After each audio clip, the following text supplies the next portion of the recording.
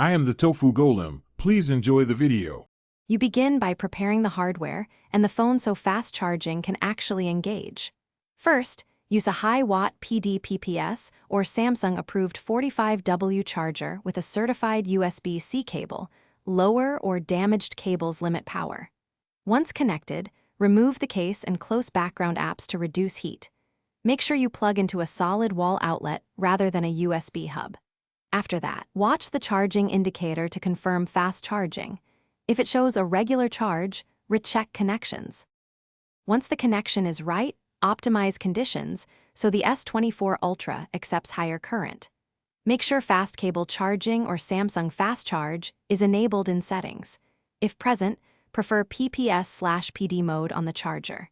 Then minimize battery drain by switching to airplane or low power mode and lowering screen brightness. Keep the phone cool. Remove the case and put it on a cool surface away from sunlight. Also avoid running games or heavy apps. Thermal throttling will slow charging if the phone heats up. To finish, let the phone charge quickly up to about 80 to 90% for the fastest practical boost, then slow top off naturally.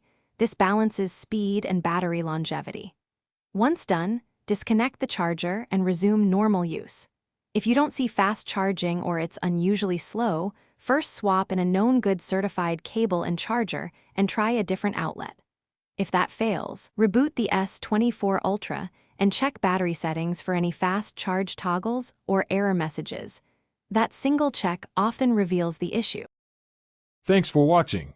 Consider subscribing if we helped you today.